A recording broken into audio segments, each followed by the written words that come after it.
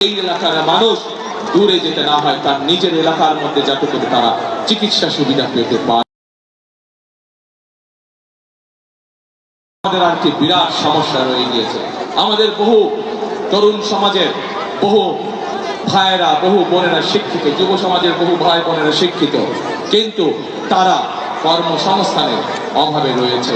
তাদের অনেকেরই কর্মসংস্থান নাই, এবং সেই জন্যই আমরা পরিকল্পনা গ্রহণ করেছি যে বিএনপি আগামী 12 তারিখে ইনশাআল্লাহ সরকার গঠন করলে আমরা প্রত্যেকটি জেলায়, এবং স্বাভাবিকভাবে ঢাকা যেহেতু বড় একটি শহর, ঢাকায় হয়তো প্রত্যেকটি এলাকায় অন্তত মিনিমাম একটির অধিক আমরা ভোকেশনাল ইনস্টিটিউট তৈরি করব, আমরা ট্রেনিং সেন্টার তৈরি করব, আমরা আইটিতে যারা কাজ করে তাদেরকে বিভিন্ন প্রকার ট্রেনিং এর আমরা ব্যবস্থা করব।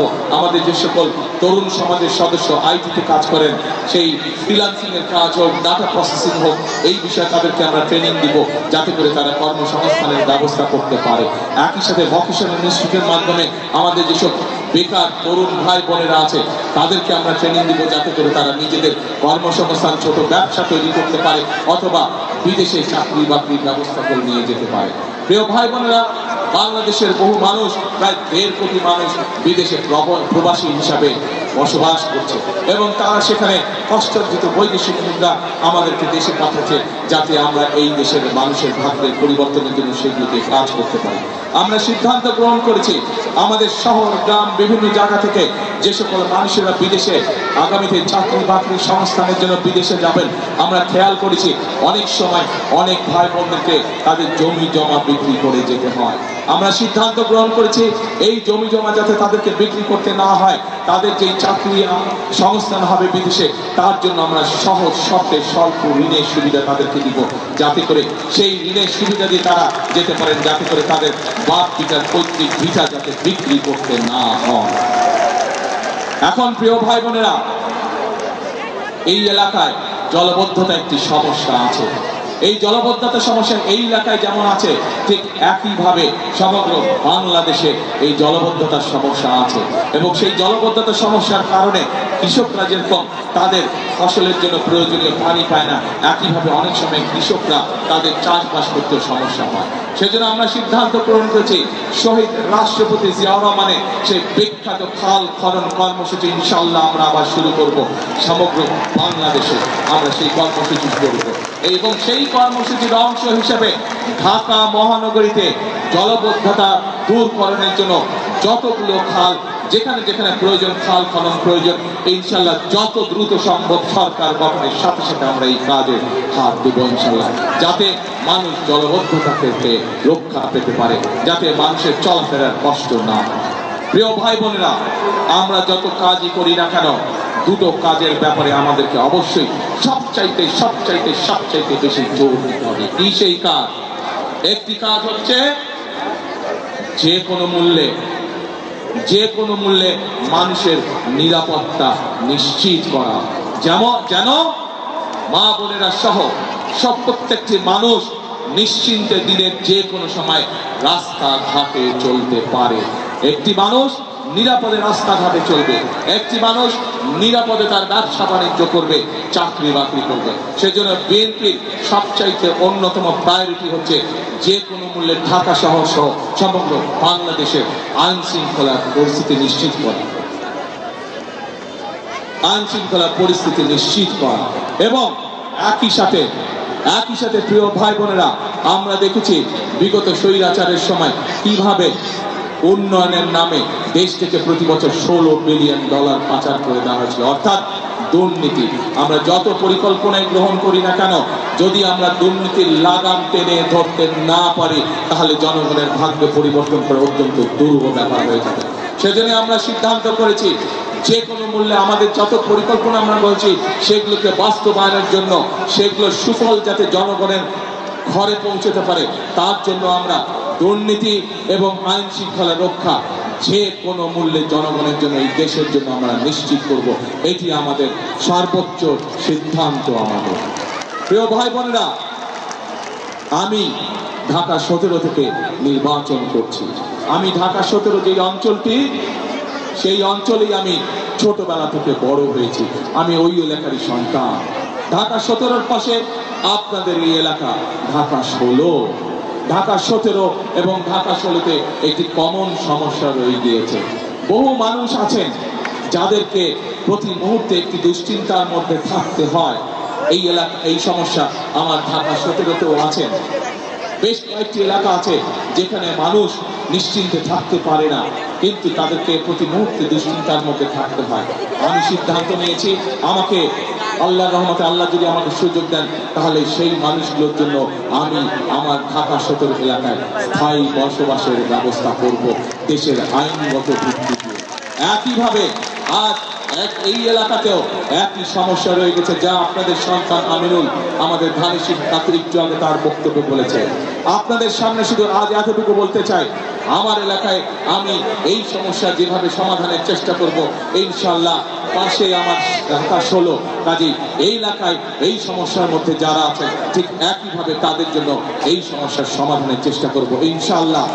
বিএনপি সরকার গঠন করলে ধীরে ধীরে এই এলাকার মানুষের যে থাকার সমস্যা আছে, উপস্থিতির যে সমস্যা আছে, সেই সমস্যা আমরা সমাধান করব ইনশাআল্লাহ। প্রিয় ভাই বোনেরা, এতক্ষণ আমার বক্তব্যে আমি আপনাদের সামনে তুলে ধরেছি কিভাবে আমরা দেশকে পুনর্গঠন করতে চাই। আমরা বিভিন্নভাবে অনেক সময় নষ্ট হয়েছে, স্বৈরাচার আমাদের দেশকে বহু বছর পিছিয়ে দিয়ে গেছে, পৃথিবীর বহু দেশ আমাদের থেকে অনেক এগিয়ে চলে গিয়েছে।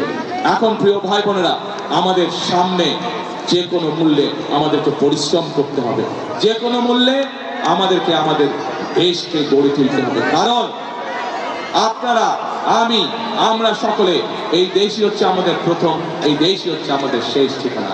আপনাদের সকলের পরিষ্কার মনে আছে, দেশনেত্রী বেগম খালেদা জিয়াকে বিভিন্ন রকম প্রস্তাব দেওয়া হয়েছিল যে উনি যাতে বিদেশে চলে যান, কিন্তু দেশনেত্রী খালেদা জিয়া জেল জুলুম স্বীকার করে মৃত্যু অবধারিত জেনেও উনি এই দেশের মানুষকে, অর্থাৎ আপনাদেরকে ফেলে উনি যাননি। জীবনের শেষ দিন পর্যন্ত উনি আপনাদের সাথে ছিলেন। প্রিয় ভাই বোনেরা, সেই জন্যই এই দেশকে আমাদের গঠন করতে হবে, যাতে এই দেশের সন্তানরা সুশিক্ষা পায়। এই দেশকে গঠন করে গড়ে তুলতে হবে যাতে এই দেশের মানুষ এই দেশেই কম বেশি সহজেই চিকিৎসা পায়। এই দেশকে আমাদের গড়ে তুলতে হবে, পুনর্গঠন করতে হবে, যাতে এই দেশের সন্তানেরা লেখাপড়া শেষ করার পরে এই দেশেই তাদের ব্যবসা বাণিজ্য কর্মসংস্থানের ব্যবস্থা করতে পারে। এই দেশকে আমাদের গড়ে তুলতে হবে, এই দেশের মা বোনেরা যাতে এই দেশের স্বাবলম্বী হয়ে দেশ গঠনের ভূমিকা রাখতে পারে। প্রিয় ভাই বোনেরা, আজ একটি রাজনৈতিক দল হিসেবে, রাজনৈতিক দলের কর্মী হিসাবে আমি আপনাদের সামনে উপস্থিত হয়েছি আমার দলের পক্ষে ভোট চাওয়ার জন্য। এবং সেই ভোট শুধু ভোট চাওয়ার জন্য চাইছি না, আমি আজ আপনাদের সামনে আমি পরিকল্পনা উপস্থাপন করেছি আমরা দেশ এবং দেশের মানুষের জন্য কি করতে চাই। এতক্ষণ আমার বক্তব্যে আমি সেই কথাগুলো আপনাদের সামনে তুলে ধরেছি। প্রিয় ভাই বোনেরা, উপস্থিত মুরব্বীবর্গ, উপস্থিত মা বোনেরা, এখন আমি আপনাদের কাছে জানতে চাই, আমার পরিকল্পনা তো আমি আপনাদের সামনে বলেছি, কিন্তু ভাই বোনেরা, ঢাকা 16 আসনের মানুষের পরিকল্পনাটা কে? আপনাদের পরিকল্পনা কে? ধানের শেষ। কে? ধানের শেষ। 12 তারিখে আপনারা যদি আমাদেরকে ধানের শীষে ইনশাল্লাহ ভোট দিয়ে দেশ পুনর্গঠনের সুযোগ দেন, এতটুকু আমি আপনাদেরকে বলতে পারি, বিএনপি যেমন অতীতে সকল সময় দেশ এবং দেশের মানুষের সাথে ছিল, ইনশাল্লাহ আগামী দিনেও দেশ এবং দেশের মানুষের পাশে বিএনপি থাকবে। আজ আমরা এই ঢাকা 16 আসনে দলের পক্ষ থেকে আমরা আমাদের দলের কর্মী, আপনাদের এই এলাকার সন্তান আমিনুলের হাতে আমি এই ধানের শীষ আজকে তুলে দিয়েছি। আপনারা আমিনুলকে 12 তারিখ পর্যন্ত দেখে রাখুন, আমিনুলকে আপনারা দায়িত্ব দিন। আমিনুল দায়িত্ব, এলাকার মানুষের দায়িত্ব। ইনশাল্লাহ আমিনুল জিতলে পরে, ধানের শীষ জিতলে পরে 13 তারিখ থেকে আমিনুল এলাকার মানুষের দেখভাল করছে কিনা, এলাকার উন্নয়নে কাজ করছে কিনা, সেইটি দেখার দায়িত্ব ইনশাল্লাহ আমার। প্রিয় ভাই বোনেরা, আগেই বলেছি আমি আপনাদের প্রতিবেশী হিসাবে ঢাকা 16 দেখার দায়িত্ব আমার দায়িত্বের মধ্যে পড়ে। ইনশাল্লাহ আপনাদের সন্তান হিসাবে, আপনাদের প্রতিবেশী হিসাবে আমি আপনাদের সাথে যেমন আগেও ছিলাম, ইনশাল্লাহ ভবিষ্যতেও থাকবো। প্রিয় ভাই বোনেরা, বক্তব্যের শেষে আবারও আমি আমার আমিনুলের জন্য, আমাদের দলের ধানের শীষের জন্য সামগ্রিকভাবে এইখানে যত মানুষ উপস্থিত আছেন, আপনাদের মাধ্যমে আপনাদের যে সকল আত্মীয় স্বজন বন্ধু বান্ধব সারা বাংলাদেশে ছড়িয়ে ছিটিয়ে আছে, আপনাদের মাধ্যমে তাদের সকলকে ধানের শীষের জন্য ভোট চেয়ে আমার বক্তব্য শেষ করছি। ইনশাল্লাহ সকলে ভালো থাকবেন, আমার জন্য দোয়া করবেন, আমিও দোয়া করবো আপনারা যাতে ইনশাল্লাহ সকলে ভালো থাকবেন। আল্লাহ হাফেজ। বাংলাদেশ জিন্দাবাদ, বাংলাদেশ জাতীয়তাবাদী জিন্দাবাদ। আমরা অভিনন্দন জানাচ্ছি, আমাদের ধানের শীষের প্রতীক হাতে তুলে দিয়েছে আমাদের বিএনপির চেয়ারম্যান জনাব তারেক রহমান। ধানের শীষ প্রতীক হাতে তুলে দিয়েছেন জনাব আমিনুল হককে। আমরা ভোট দিব কিসে? আমরা ভোট দিব কিসে? আগামী 12 তারিখে ভোট দিব কিসে? ঢাকা 16 আসনের মার্কা কি? আমরা অভিনন্দন জানাচ্ছি বিএনপির চেয়ারম্যান জনাব তারেক রহমান এখন গুম পরিবারের শহীদ পরিবারের সদস্যদের সাথে শুভেচ্ছা বিনিময় করছেন এবং 1971 সালে নিহত পরিবারদের সাথে শুভেচ্ছা বিনিময় করছেন বিএনপির চেয়ারম্যান জনাব তারেক রহমান। 24-এর গণ অভ্যুত্থানে নিহত শহীদদের পরিবারের সাথে এবং গুম পরিবারের সদস্যদের সাথে এখন শুভেচ্ছা বিনিময় করছেন বিএনপির চেয়ারম্যান জনাব তারেক রহমান এবং ধানের শীষের প্রার্থী জনাব আমিনুল হক, ঢাকা 16 আসনের ক্যাপ্টেন জনাব আমিনুল হক। প্রিয় ঢাকা 16 আসনের সাধারণ জনগণ, জনাব তারেক রহমানের আজকের এই নির্বাচনী জনসভায় কষ্ট করে আপনারা বিভিন্ন জায়গা থেকে সাধারণ জনগণ উপস্থিত হয়েছেন। জিয়া পরিবারের প্রতি, ধানের শীষের প্রতি, জনাব আমিনুল হকের প্রতি আপনারা যে সমর্থন পোষণ করেছেন, কষ্ট করেছেন, সেই জন্য পল্লবী থানা বিএনপির পক্ষ থেকে, রূপনগর থানা বিএনপির পক্ষ থেকে আপনাদেরকে আন্তরিক ধন্যবাদ জানাচ্ছি। প্রিয় সুধীবৃন্দ, প্রিয় এলাকাবাসী, আগামীকাল